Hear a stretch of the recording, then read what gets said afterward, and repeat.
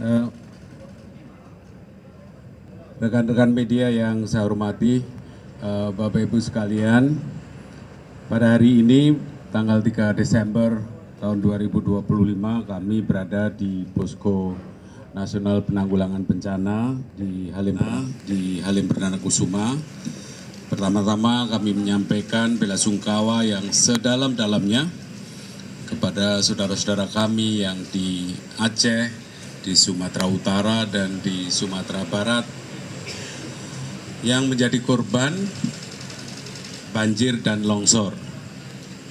Duka ini adalah duka kita bersama, duka kita sebangsa dan setanah air.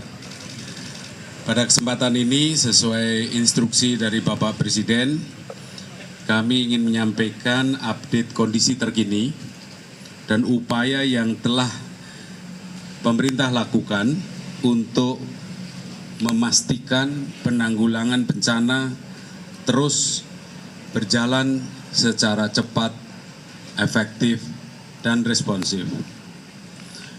Pada hari Senin tanggal 1 Desember yang lalu, Bapak Presiden telah meninjau secara langsung ketiga provinsi terdampak untuk memastikan negara hadir dan tidak meninggalkan masyarakat sendirian dalam situasi segenting ini.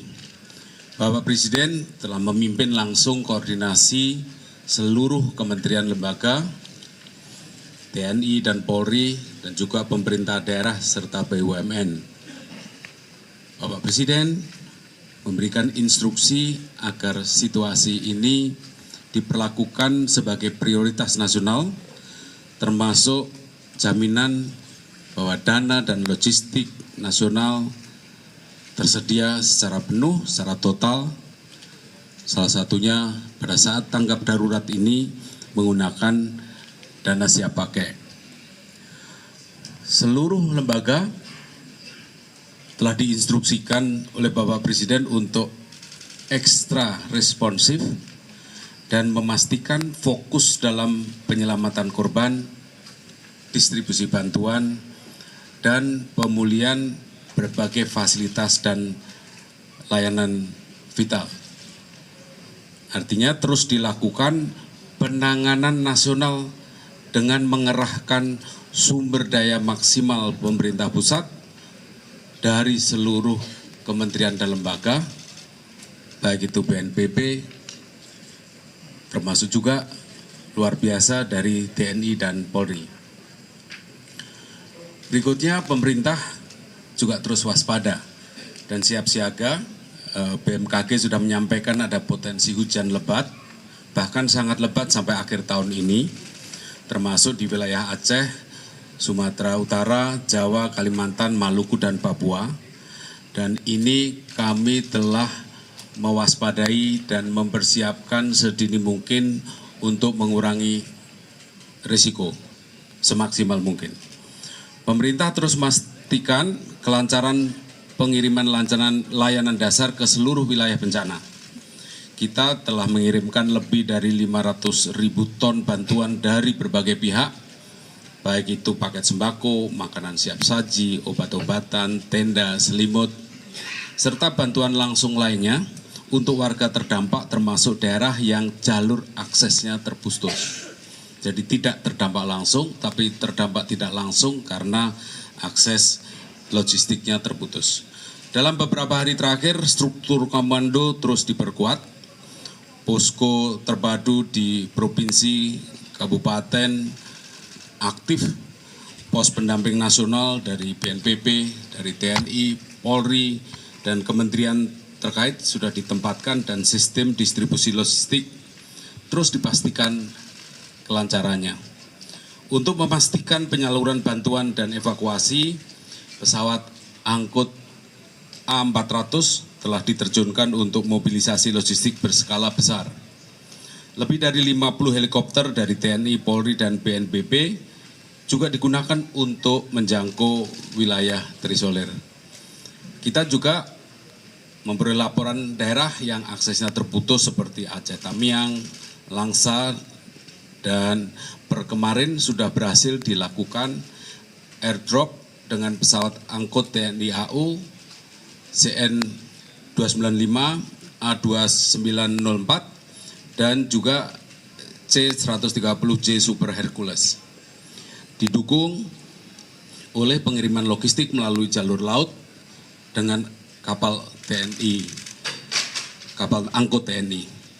TNI dan Polri dan instansi pemerintah yang lain juga telah mendirikan posko logistik, posko kesehatan dan dapur lapangan di lokasi-lokasi yang dibutuhkan. Selain dapur umum, dapur SPPG juga dikerahkan untuk bisa menyalurkan makanan secara cepat bagi para korban. BUMN juga bergerak maksimal dan memulihkan layanan publik, baik itu jaringan listrik, telekomunikasi, distribusi BBM, dan akses jalan dan logistik. Untuk pemulihan tower bertegangan tinggi ditargetkan selesai pada hari Jumat tanggal 5 Desember 2025. PLN telah mempercepat perbaikan dari 5 sampai 6 hari menjadi hanya 2-3 hari saja, sehingga jalur Arun Buren maupun Tarutung Sibolga yang saat ini aliran listriknya masih padam bisa segera menyala kembali.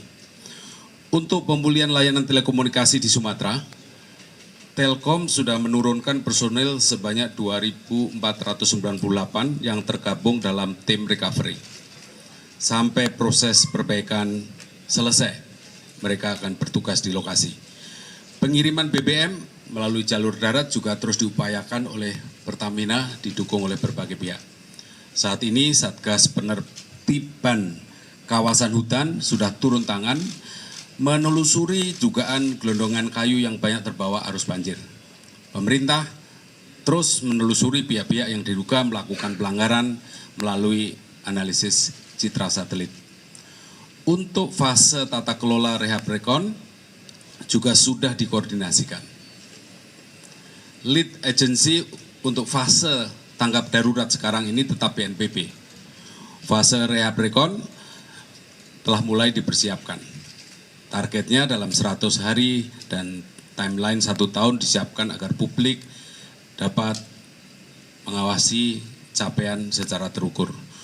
Fokus pemerintah bukan hanya membagi bantuan logistik seperti beras dan mie instan, tapi menjaga semua warga agar punya harapan untuk membangun kembali kehidupannya. Kami juga menyampaikan permohonan maaf apabila dalam upaya penanganan banjir dan longsor di Aceh, Sumatera Utara, dan Sumatera Barat ini masih terdapat kekurangan. Tapi instruksi dari Bapak Presiden sudah sangat jelas, kita harus mengerahkan seluruh sumber daya dari pemerintah pusat, seluruh KL, TNI, Polri, BNPB, agar setiap jam, setiap menit ada perbaikan, percepatan, dan peningkatan respon terhadap kebutuhan masyarakat. Kami juga ingin menyampaikan apresiasi solidaritas dari seluruh warga negara Indonesia yang ikut berkontribusi untuk membantu sesama anak bangsa.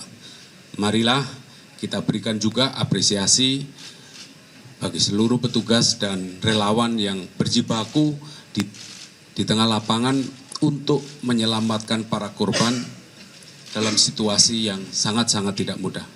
Terakhir, kami mengajak seluruh pihak untuk menjaga semangat solidaritas dan tetap bersatu demi keselamatan dan recovery, pemulihan semua pihak. Saya kira itu yang bisa kami sampaikan atas nama bapak-bapak yang ada di sini. Terima kasih. Ada, oke, 3 pertanyaan aja. Ya, coba silakan. Ya, kemana nih? Oke, yuk, bagaimana?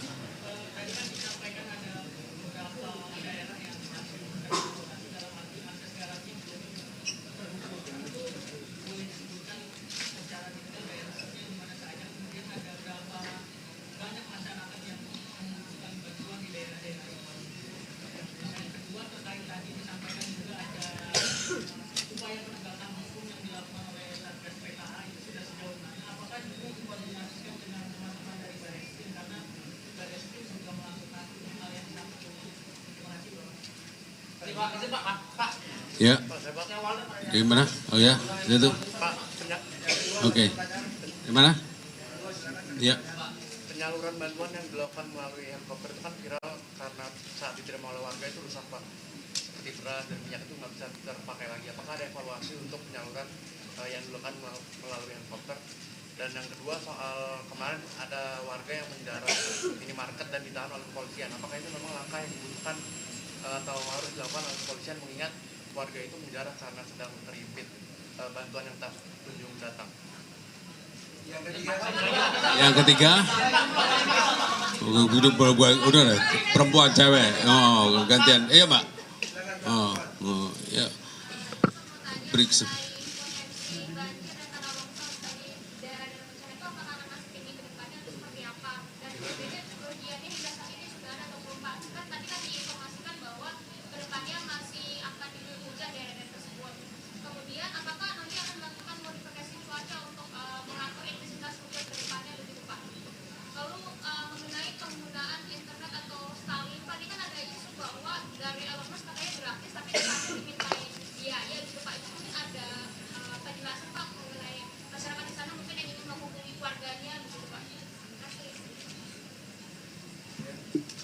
Oke, terima kasih. Jadi Bapak Ibu sekalian ada beberapa pertanyaan. Yang pertama dari penanya pertama, daerah mana yang belum terhubung, yang kedua upaya penegakan oleh PKH, pertanyaan kedua penyaluran via heli yang rusak itu bagaimana, dan pelakuan terhadap yang tadi disebutkan kalimat Anda menjarah itu seperti apa. Kemudian yang pertanyaan ketiga, kerugian di daerah longsor sudah dihitung atau belum, modifikasi cuaca apakah dilakukan, Starlink itu butuh biaya nanti. Jadi mungkin sepintas kami sampaikan yang kaitannya Anda sebut tadi menjarah. Jadi saya kebetulan menyaksikan sendiri pada saat ada kerumunan di depan gudang Bulog di Sibolga Pandan, itu kemudian justru masyarakat berkumpul, terus kemudian dibagi dengan beras 5 kiloan.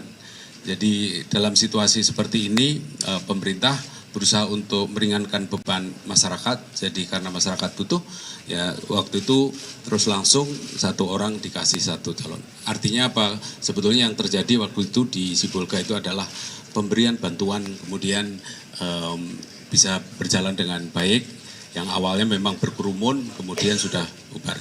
Dari Bapak Ibu yang lain, saya persilahkan mungkin dari TNI, Polri.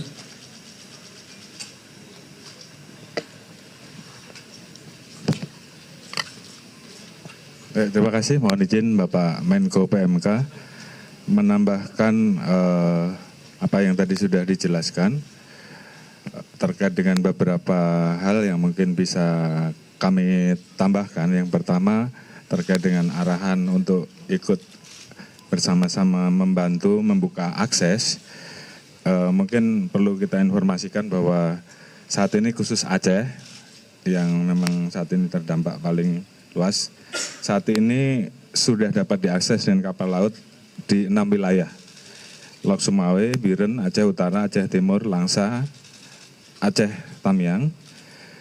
Dapat diakses dengan truk jalur darat, terdapat 8 wilayah, Pidi Jaya, Aceh Barat, Aceh Nagan, Aceh Selatan, Aceh Singkil, Sepulus, Salam. Kemudian yang dapat diakses dengan udara saat ini 4 wilayah, yaitu Aceh Tenggara, Takengon, Gayo Lues, Aceh Tenggara, dan Bener Meriah. Pada prinsipnya untuk tahap awal bantuan logistik ini sudah bisa disalurkan sampai di tingkat kecamatan, itu yang pertama. Kemudian yang kedua, tadi ada pertanyaan terkait dengan masalah penegakan hukum, terkait dengan masalah temuan kayu gelondong yang sudah terkelupas. Kami secara lisan sudah berkoordinasi dengan Menteri Kehutanan dan besok kami akan melaksanakan rapat bersama untuk menurunkan tim gabungan untuk melakukan proses penyelidikan, pendalaman terkait dengan peristiwa yang terjadi. Tentunya apabila ada pelanggaran hukum kita akan proses. Kemudian terkait dengan bantuan airdrop tadi, memang kemudian dilakukan evaluasi, yaitu dengan memberikan siling atau kemudian membungkus dengan lebih kuat dan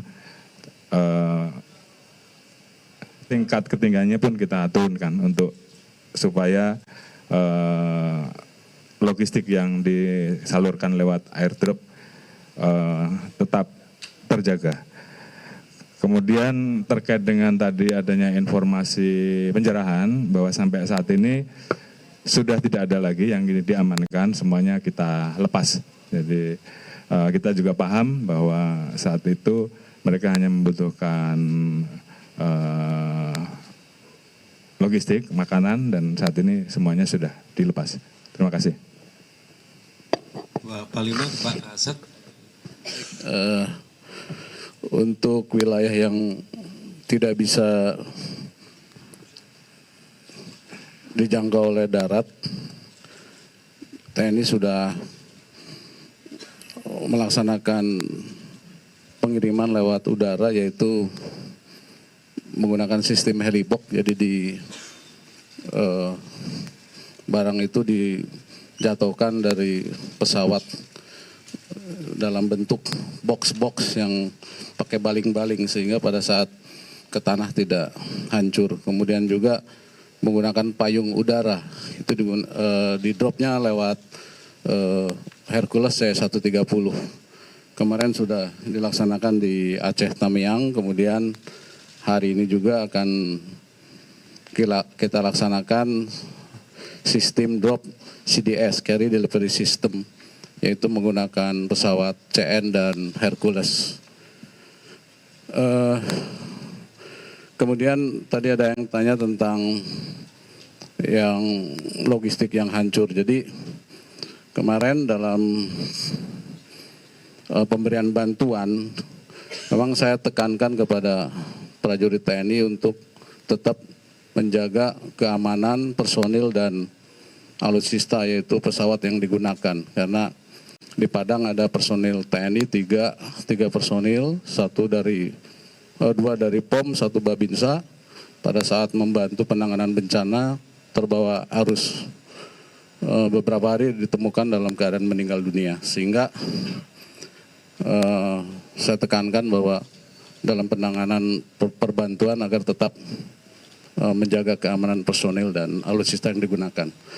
Nah, pada saat kemarin heli mau mendarat, di situ ada kabel, sehingga diputuskan oleh pilot barang itu tetap di drop, walaupun mungkin ada beberapa beras yang tercecer, tapi daripada dibawa lagi ke pangkalan udara, lebih baik di drop dan bisa dimanfaatkan oleh masyarakat. Terima kasih. Silakan, Pak Kasat. Terima kasih Pak. Tadi memang sudah dijelaskan tentang dropping, jadi heli itu tidak bisa mendarat dimanapun. Jadi harus landasannya harus siap. Jadi karena kondisi bantuan harus diberikan, kita coba untuk dilempar. Setelah ada yang pecah, kita evaluasi lagi, sekarang kita berupaya, sampai sekarang tidak terjadi lagi sudah. Terus yang kedua tentang Starlink, itu memang peralatan kami dari Kemhan dan kami juga, memang pulsanya kan belum tahu siapa yang mau bayar. Jadi itulah kondisinya, tapi semangat kami untuk membantu, kami kirimkan berpuluh Starlink ke daerah bencana. Terus selanjutnya juga tentang penjarahan, memang mereka mungkin resah, tidak dapat makan, tapi sekarang kami sudah terjunkan anggota ke daerah-daerah belum terakses, sehingga mereka bisa mengatur masyarakat di sana, dan kami kirim secara fast roping anggota-anggota itu di sana. Inilah kita langsung merasakan gunanya batalon-batalon TP. Jadi mereka sekarang yang banyak bergerak di daerah-daerah bencana untuk membantu masyarakat. Untuk jalur nanti kami sudah menyiapkan jembatan Beli. Paling lambat hari Jumat akan berangkat 8 set. Mudah-mudahan ini bisa menghubungkan beberapa daerah yang kritis 8 set. Jadi pemasangan mungkin sekitar 5 sampai 1 minggu perjalanan, 2 minggu mudah-mudahan bisa sudah terpasang. Saya kira itu dari Angkatan Darat. Terima kasih. Mohon izin, kami dari Angkatan Laut mengerahkan 7 KRI saat ini yang sudah beroperasi dan terdiri dari 2 kapal rumah sakit. Rencana akan nanti standby di Lok Semawe. Sebelumnya akan mampir di Aceh Tamiang. Kemudian ada 1 kapal rumah sakit lagi di Sibolga. Kemudian nantinya mungkin akan ditambah 1 KRI lagi, yaitu kapal tanker KRI Bontang untuk mendukung bahan bakar di mana banyak daerah yang memerlukan bahan bakar untuk diesel generator. Kemudian untuk unsur udaranya yang on board ada 5 helikopter dan satu fixed wing, akan ditambah 1 lagi fixed wing, 2 kasa untuk airdropping. Mungkin itu sebagai tambahan dari Angkatan Laut. Terima kasih. Mohon izin saya menambahkan Pak Menko bahwa saya hanya menambahkan kegiatan OMC yang dilakukan. Memang ini leading sektornya adalah BMKG dengan BNPB. Hanya saya menjelaskan bahwa sudah ada 5 pesawat karavan yang disiapkan oleh BNPB setiap hari melaksanakan OMC. Alhamdulillah hujan sudah mulai berkurang dan ini terus kita laksanakan ke depannya. Itu saja tambahannya Pak. Terima kasih. Pak Mendagri, saya persilakan. Baik, rekan-rekan izin menambahkan, pertama mengenai masalah logistik ya. Logistik ini kalau untuk beras itu sebetulnya di gudang-gudang persediaan beras kita kan relatif cukup. Karena dari 1,3 juta ton dari bulan Agustus lalu yang cadangan di Bulog yang harus dikeluarkan tuh sampai dengan Desember untuk beras SPHP itu masih ada yang baru keluar kira-kira 800.000 sampai 900.000 ton. Artinya cadangan masih ada 600.000 ton. Nah, saya waktu itu di Lok Semawe kita berusaha, ini kan daerah terkunci karena jalan-jalan putus, jembatan putus, beras sudah menipis. Nah, kemudian kita mau mencoba untuk nyari beras dari Medan atau dari Riau dan kemudian dari Banda Aceh. Tapi setelah saya datang ke Lok Semawe ternyata ada di gudang Bulog 28.000 ton untuk konsumsi Lok Semawe, Aceh Utara, Biren yang tiga-tiganya terkunci. Dan jadi sebetulnya nggak perlu ngambil beras ke tempat lain, itu cukup untuk 9 bulan itu. Nah sehingga akhirnya mereka bisa mengeluarkan ada namanya beras bencana. Itu bisa dikeluarkan unlimited. Sepanjang ada surat permintaan dari kepala daerah dan kemudian kepada Kepala Badan Pangan Nasional, Pak Mentan, Pak Amran. Dan setelah itu dieksekusi oleh Bulog. Nah, alhamdulillah kami sudah koordinasi dengan Bapak Mentan, Pak Amran, terima kasih sebagai Kepala Badan Pangan Nasional. Beliau hanya memerlukan surat saja dan suratnya cukup dengan menggunakan soft copy WA, WhatsApp. Setelah itu Pak Mentan langsung akan memforward kepada Dirut Bulog, Pak Rijal. Kita ada koordinasi juga. Dan Pak Rijal akan sudah Zoom meeting dengan seluruh daerah yang terdampak. Jadi tolong rekan-rekan kepala daerah, banyak nggak tahu ini mungkin. Rekan-rekan kepala daerah yang terdampak, ya tolong lihat kondisi cadangan yang ada di gudang Bulog. Kalau seandainya itu ada, tinggal buat surat saja kepada Kepala Badan Pangan Nasional, Bapak Amran, melalui WhatsApp bisa, kalau nggak melalui saya juga bisa. Nanti saya forward kepada Pak Amran, dan setelah itu nanti langsung kepada Bulog. Bulog akan langsung mengeksekusi. Jadi sepanjang ada surat itu langsung dieksekusi hari itu juga. Dari pengalaman kasus Lok Semawe itu hanya kurang dari 24 jam 100 ton langsung dikeluarkan oleh Bulog. Dan itu sangat membantu sekali. Demikian juga yang ada persediaan minyak. Saya tahu bahwa minyak juga ada problem. Jadi minyak juga sama kalau menggunakan mekanisme yang sama, yaitu persediaan minyak kita yang ada di Bulog gudang Bulog. Yang kedua, untuk saya tahu di daerah-daerah juga selain masa pangan, dan pakaian itu adalah BBM. BBM saya kira Pak SDM sudah langsung, Pak Bahlil turun bersama Pertamina, SKK Migas semua bergerak untuk memetakan daerah-daerah yang kurang dan segera melakukan supply. Karena daerah-daerah yang terisolir terutama mereka sangat membutuhkan sekali, baik untuk genset maupun untuk kendaraan. Kalau minyak, saya datang waktu di PD Jaya itu ada pompa bensin yang tutup karena sudah habis. Ada pun panjang sekali antriannya. Tapi setelah diturun dari Pertamina, kemudian dari instruksi dari Menteri SDM Pak Bahlil itu sudah berkurang ya, karena adanya dropping. Nah yang ketiga berikutnya adalah saya mendapat keluhan dari rekan-rekan kepala daerah karena ini sudah akhir tahun, anggaran BTT mereka biasanya kalau darurat begini menggunakan belanja tidak terduga, rata-rata sudah sangat tipis sekali ya, paling itulah andalannya mereka. Oleh karena itu saya kemudian membuat surat edaran yang sudah kami keluarkan tanggal 1 Desember kemarin kepada, dan saya sudah Zoom meetingkan dengan seluruh kepala daerah se-Indonesia.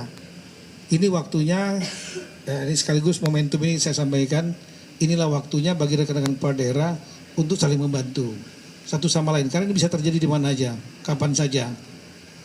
Bagi daerah-daerah yang kuat-kuat masih, saya tahu ada yang punya simpanan, ya, silahkan waktunya untuk membantu, baik langsung tidak langsung. Sudah ada yang sudah memberikan. Saya tahu Ibu Kofifa sudah langsung berangkat ke Sumut, ke Medan, ya. Dan kemudian 2 hari lalu beliau memberikan bantuan dalam bentuk barang. Kemudian yang di Gubernur Bengkulu juga sudah melalui Basnasnya itu 3 miliar sudah diberikan kepada daerah terdampak. Sulawesi Selatan 1,5 miliar, terima kasih. Kaltara 1 miliar. Saya membayangkan bahwa kita ada 552 provinsi kabupaten kota. Kalau bisa tolong saling solidaritas, ini akan sangat bisa meringankan. Dengan surat edaran yang kami buat Mendagri tanggal 1 Desember itu menjadi payung hukum bagi rekan-rekan kepala daerah untuk bisa menghibahkan langsung, mentransfer langsung hibah dengan dasar surat edaran itu.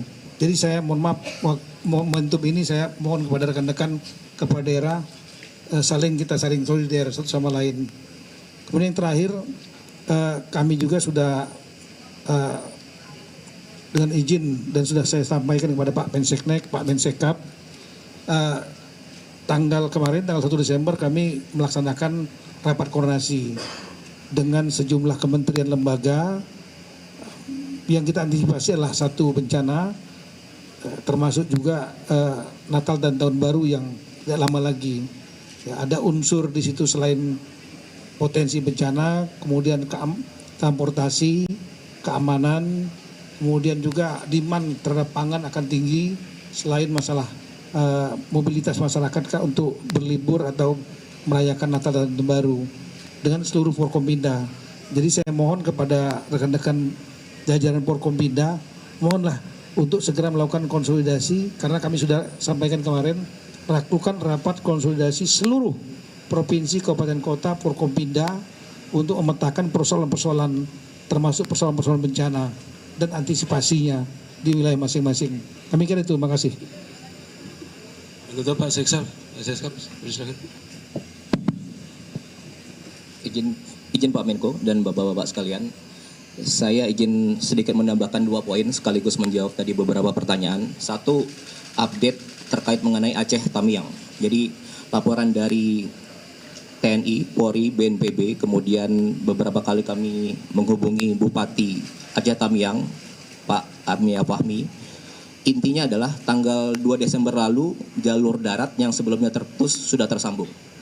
Kemudian seluruh truk bantuan yang dari Medan menuju Aceh Tamiang sejak kemarin dan khususnya hari ini sudah bisa berjalan melalui Medan ke Aceh Tamiang. Perjalanan sekitar mungkin 3 jam.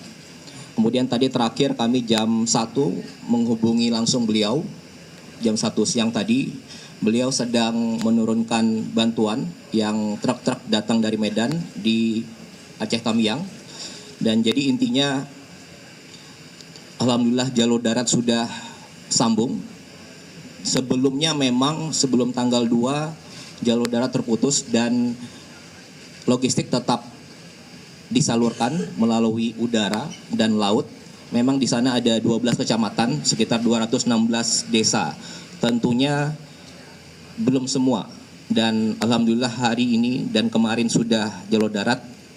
Kita harapkan bersama penyaluran dapat dimaksimalkan. Dan terima kasih kepada seluruh elemen kementerian, pemerintah, Pemprov, juga organisasi kemanusiaan lainnya, dan bahkan pribadi, swasta, dan sebagainya yang bahu-membahu menyalurkan bantuan. Itu yang pertama. Kemudian yang kedua, update sedikit tadi ada pertanyaan mengenai PKH.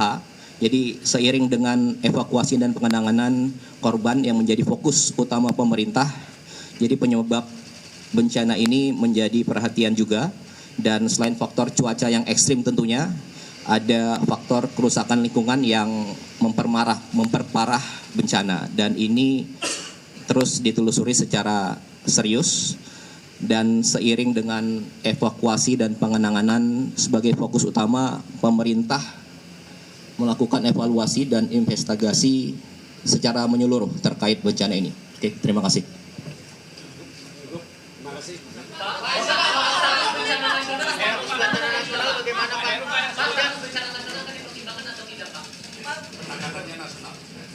Pak, untuk bantuan dari luar negeri bagaimana menjadi dampak bagi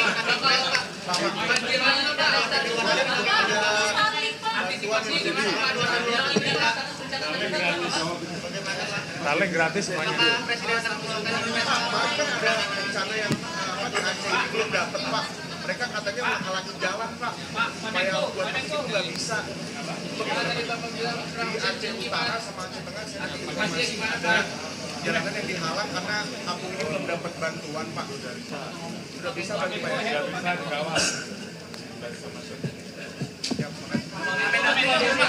kan PKH sudah melakukan penyelidikan. Apakah nanti pertimbangkan? Kalau belum, apa yang masih jadi pertimbangan pemerintah pusat, Pak?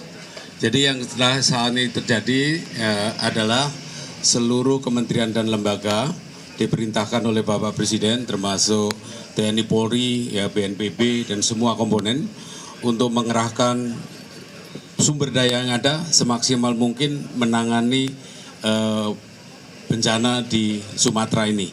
Jadi sekali lagi ini penanganannya benar-benar penanganan full kekuatan secara nasional, begitu. Pak Mensesnek kalau mau tambahkan.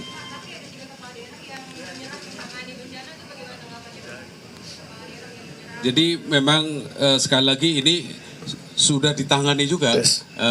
Tim kan pusat kan sudah mengerahkan ke sana. Saya izin menjelaskan dikit untuk mengenai 3 kepala daerah yang menyatakan menyerah. Bukan menyerah total, bukan.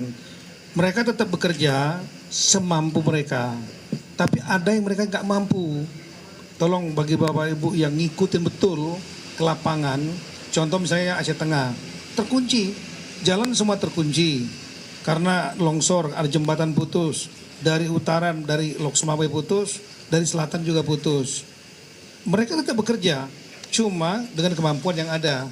Tapi ada hal yang mereka nggak mampu, yaitu harus ada tambahan makanan, lain BBM, dropping dari udara.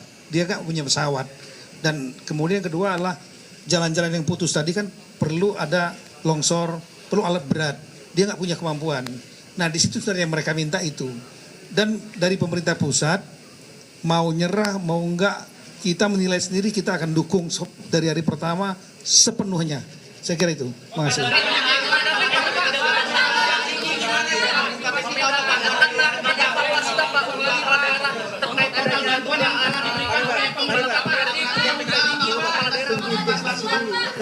Di internal Kemendagri akan melakukan investigasi dari evaluasi daerah terkait dengan ini ada kapan nanti? Berarti oke itu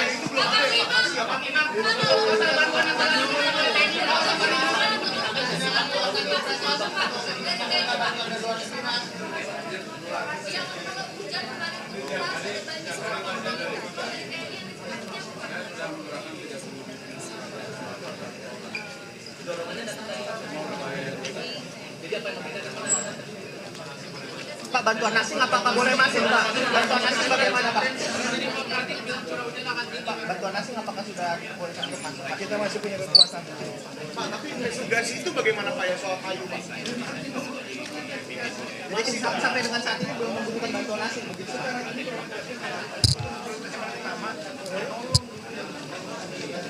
Oh, berarti hasil sampai dengan saat ini belum membutuhkan bantuan asing.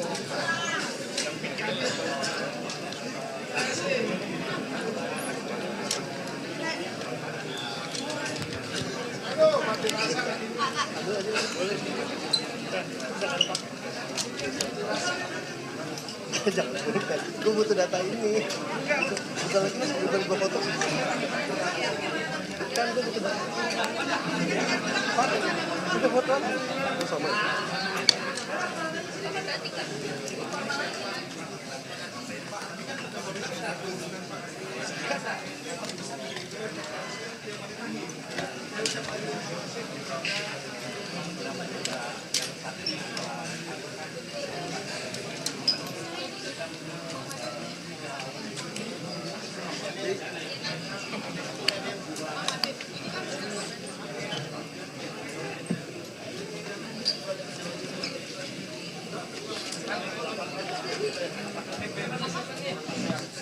Situ, boleh Pak.